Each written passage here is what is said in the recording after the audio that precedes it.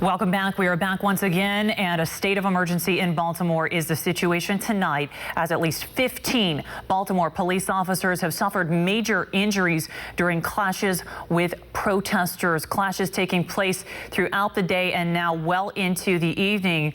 And these are images here.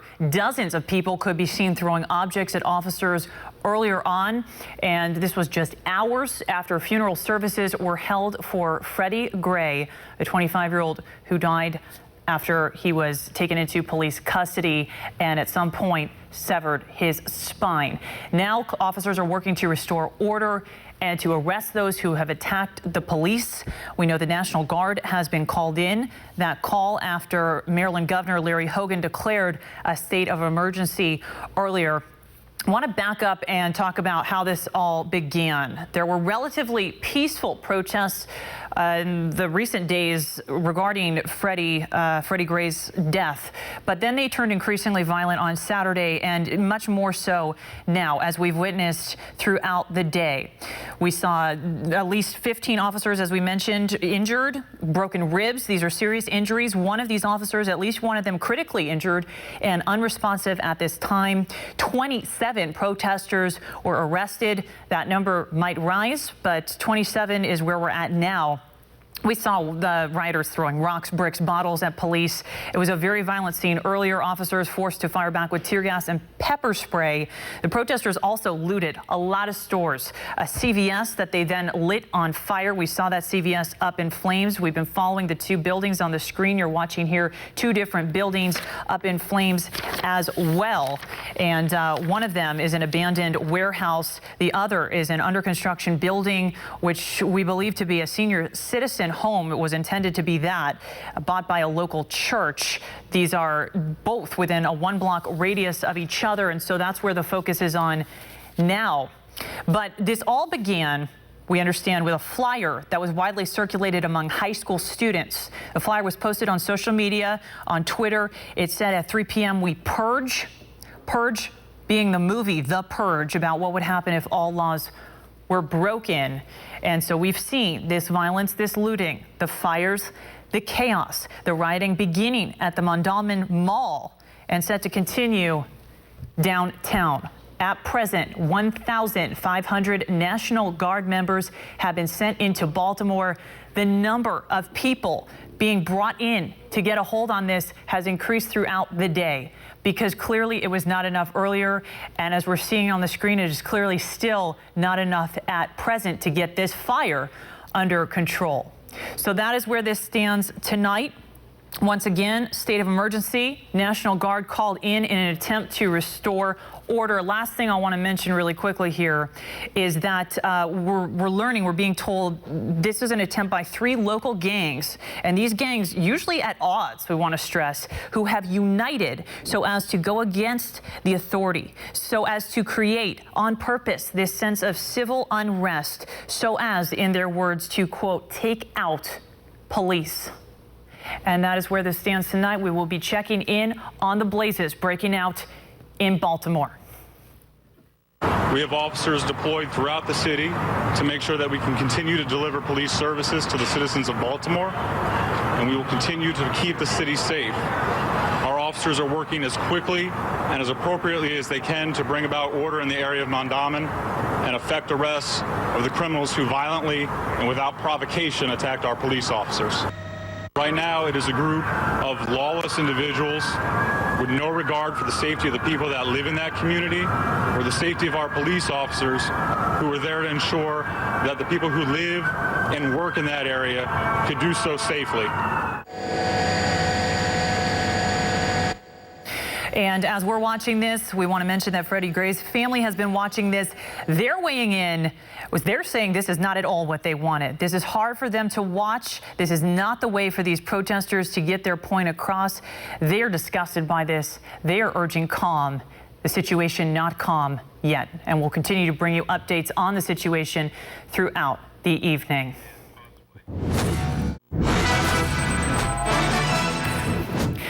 Welcome back, and we bring you once again back to Baltimore. We're following the breaking news, the scene there tonight now. What you're looking at on the screen is, we understand, a wallpaper factory up in flames. That's not confirmed, but that's what we believe this building to be. The flames spreading there, the smoke rising, and you can see on the screen several attempts by firefighters to shoot water over this, far-reaching enough in the hopes of putting those flames out. This is one of just many things that has gone up in flames tonight. Earlier, we saw protesters lighting objects on fire in the streets, leaving debris there. A police cruiser up in flames, several cars lit on fire, windows smashed. Protesters doing what they could earlier today to create this sense of chaos. Now, as for the present, we just heard within the last hour from the mayor of Baltimore, Stephanie Rawlings Blake. She stressed because of the violence and what's going on, there will now be a week-long curfew in the city of Baltimore. The curfew will be in effect from the hours of 10 p.m. to 5 a.m., meaning it's in effect right now. But that is not preventing the flames from rising, and potentially more buildings from being lit on fire remains to be seen. Let's listen in. Helicopter was over on Sinclair Lane just a few moments ago with a report of an armed subject, and there were 10 or 12 police officers in that vicinity, allegedly somebody being held at gunpoint. We don't know if anyone has been arrested as a result of that, or if it's at all related to this. This is the 2100 block of East Oliver Street, is what we've finally been told, and then there are several vacant buildings that are just southeast of this complex that's on fire. There are several fires in that complex that firefighters are actively fighting. That is the courtyard that is just southeast of this main large fire. It's not clear at this point whether any of these were set, but it is highly suspicious because we do have now multiple fires here, more than 2 at this point, and still counting. That we have at least 1 alarm's worth of fire equipment that remains on the scene here. They are not actively fighting this fire. They're just suppressing the edges of it to keep it from burning into any of these occupied dwellings that are in this area. Some of these dwellings are unoccupied, which would make it a target for people that did want to do unsavory things such as this.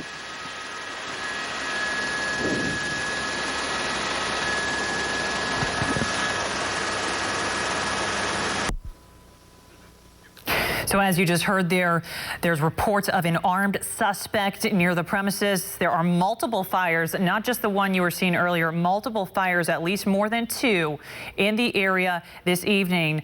The fire at the wallpaper factory, if that is what we suspect it to be, is at 2100 block of East Oliver Street, and firefighters just actively fighting the flames as they've been doing since the protests broke out earlier today. We've been watching this for you throughout the day, hoping the violence would subside, but now we're seeing more flames than we were earlier in the hour, which brings me to the comments again from Stephanie Rawlings Blake, the mayor of Baltimore. During a press conference, she took a lot of heat for her comments on the strategy to contain the riots.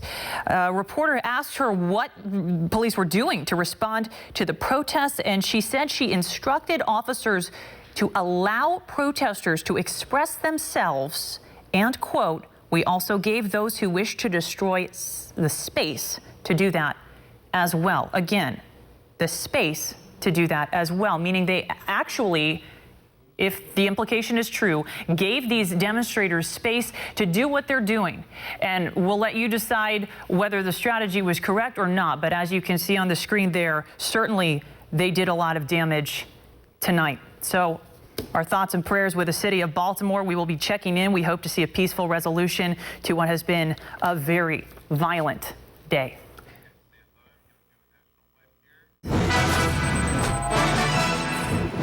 And we bring you back to breaking news out of Baltimore. We're checking in now on a building fire. You see the fire truck. You see the attempt there to put out those flames as they are quickly spreading. We're receiving word this is possibly a wallpaper factory. So clearly the question of how many flammable materials are in there.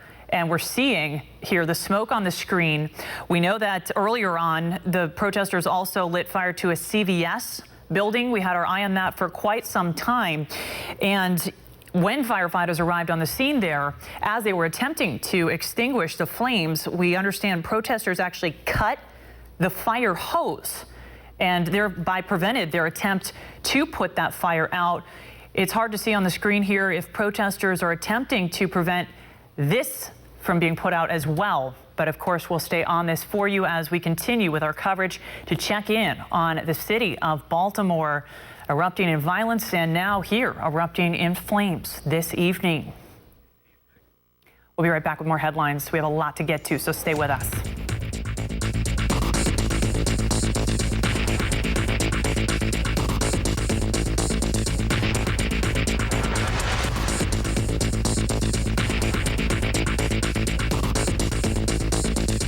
One America News looks back. We know at least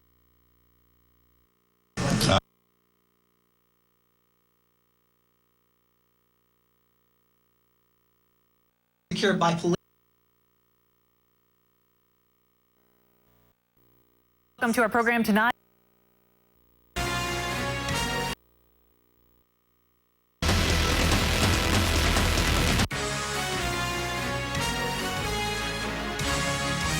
Your nation, your news. One American News Network.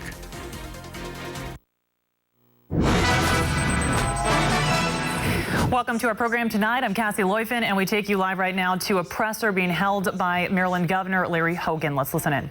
As well as some pieces of larger equipment that will allow us to move more forces when we need to. And we will be carrying our weapons. And so, because if my folks need to be able to protect themselves, they have the ability to do that, but that's only in the event that they need to do that. All right. Any other last questions? When the last time the governor of Maryland had to declare a state of emergency for civil unrest? I don't believe I do know for sure, but it's probably 1968. In light of that question, is this unprecedented? And if not, how does it compare to the rioting in the 60s? Well, it's nowhere near as bad as that at this point. We want to make sure that it doesn't get to that point. You know, it's certainly the worst thing I've seen since I've been governor, which is only 90 days. Any other questions? Thank you very much.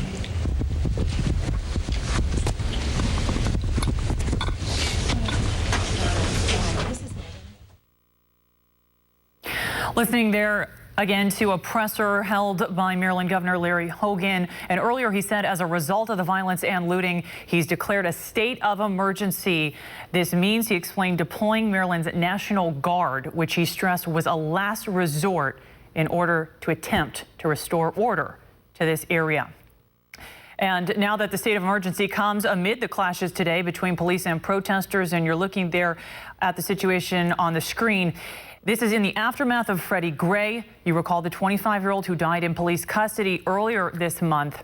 At present, we know at least 15 Baltimore police officers suffered major injuries during the violence. That includes broken ribs for many of them, and at least one of them in critical condition and unresponsive. So this is a serious threat to the officers involved. We've been watching rioters throwing rocks, bricks, bottles at police, anything they were able to get their hands on. The officers firing back with tear gas and pepper spray earlier. We also saw rioters looting stores, including a CVS, also a check cashing store. We saw them robbing a liquor store as well. A lot of things being lit on fire. One of them in a cop car, a police cruiser. They were jumping on it, throwing objects at it, and ultimately lit it on fire. As far as when this began a while ago and then over the weekend, but the protests grew increasingly violent today as Freddie Gray's funeral was held earlier today. And we understand this began with a flyer. The flyer was widely circulated among high school students via social media. And the flyer said, at 3 p.m., we purge. This is based on the movie The Purge, about what would happen if all laws were broken, and we are seeing what would happen before our very eyes tonight. Live footage here on the screen. You see an attempt there to put out the flames, which are rising higher and higher into the sky every time we check in on this story. And you see nightfall is upon us now. Earlier on, we were able to see the screen more clearly, but this darkness is further complicating the potential for increasing violence and increasing looting. Again, violence, looting, fires, chaos. Earlier, the rioting began at the Mondawmin Mall and was set to continue downtown. Maryland police requested an additional 40 troops to get a handle on the protests. Maryland Governor Larry Hogan, who we heard from just earlier, declared that state of emergency, adding today's looting and acts of violence will not be tolerated. The effects of this are wide-ranging. We know that traffic was shut down in the area. The Baltimore Orioles game against the White Sox was postponed due to the violence. The University of Baltimore shut down its campus as well. And if you're watching this from home and you're wondering what Freddie Gray's family feels about this, the family has been watching this as well, and they are in shock. They say this was not what they want. This is not the way to get the point across, these protesters, and they're urging for calm. Again, nightfall upon us. We will stay on this for you. We will continue to check in with this throughout the hour. And we turn our attention now to schools that are closed and thousands left without power as 19 reported tornadoes have touched down in North Texas. More than a dozen twisters were reported Sunday night, but despite all the severe weather activity, there are no suspected injuries. Johnson County was most affected, with multiple reports of damaged homes and trees blocking the roadways. One school district in the area has canceled classes, while several others delayed starts until 10 a.m. A local electric company reported more than 6,000 customers were without power this morning, but crews have been working to restore service. And as tornadoes hit one part of Texas, other portions of the Lone Star State are underwater due to severe weather. A storm system that hit parts of North Texas dumped several inches of rain and damaged some buildings, but did not cause any injuries. The National Weather Service found no indication of any tornadoes in the region, but is looking into potential reports. Meteorologists say the town of Glen Rose received more than 4 inches of rain, while nearby areas like Johnson County were also impacted. Meantime, rescue teams continue sifting through the destruction in Nepal, searching for survivors of the earthquakes that have killed nearly 4,000 people. The United States, along with several other countries, are sending aid to Nepal to help with relief efforts. Today, Secretary of State John Kerry announced the U.S. was increasing its total contribution to $10 million worth of aid now. At least 4 Americans, including some on Mount Everest, died in this disaster, and hundreds of others are desperately trying to get back home tonight. Gavina Gorai has more on how local survivors are dealing with the aftermath. Another night in the open. With their homes flattened or on the verge of collapse, survivors of Saturday's earthquake choose to brave the elements outside rather than risk being trapped inside during another quake. In just the latest out of Baltimore and the anti-police protests there, Baltimore public schools will now be closed Tuesday. And the mayor of Baltimore says the city's emergency operations center has been activated as the protests continue in Maryland. We also know there's a week-long curfew now in effect from 10 p.m. to 5 a.m. And that is again throughout the rest of the week. I want to give you some numbers as far as the people involved in this. 15 officers have been injured, 2 of whom remain hospitalized tonight. On the other side, you have 27 protesters arrested. And now we are learning 1,500 National Guard troops have been deployed in an effort to get this situation under control. This has been a chaotic day all day long. The protests erupting earlier in the wake of Freddie Gray's funeral. I want to again go back to who Freddie Gray was, a 25-year-old individual who was taken into police custody, and at some point during that, his spine was severed. He died earlier this month because of it. We're not sure the exact cause, but he did die earlier this month. And now we are seeing a more violent reaction to that all day today. Protests were relatively peaceful earlier on. They've grown increasingly violent tonight. My colleague Mike Deneau, when he was anchoring earlier, mentioned once nightfall strikes, it remains to be seen that this situation could become even more dangerous. Without the light, police left to their own devices in this fight against protesters who've been looting, who've been lighting things on fire. 2 buildings on fire at present that we've been keeping our eyes on. One of them, an abandoned warehouse, another, an under construction building intended to be a senior citizen home.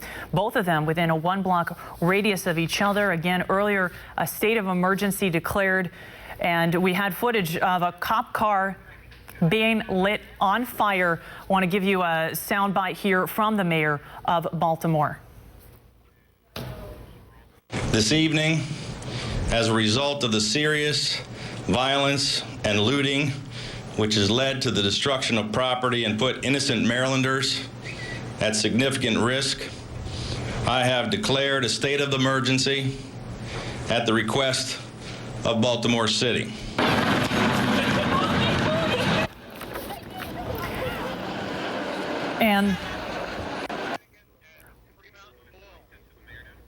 And once again, we heard from the Baltimore mayor, Mayor of Maryland, who announced that citywide curfew. Here she is speaking on the situation. It is very clear there is a difference between what we saw over the past week with the peaceful protests, those who wish to seek justice, those who wish to be heard and want answers, and the difference between those protests and the thugs.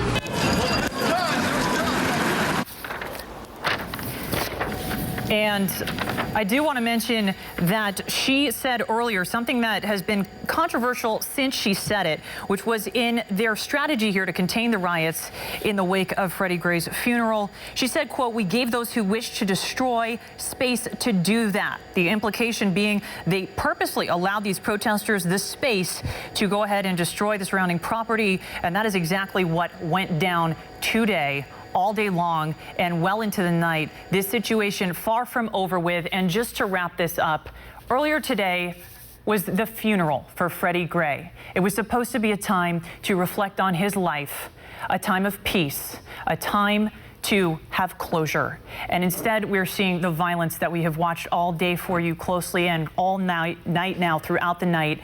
And so in conclusion, we just hope that some peace comes to the city of Baltimore soon. We'll be keeping our eyes on it. Thank you so much for watching. I'm Cassie Leuffen. Good night.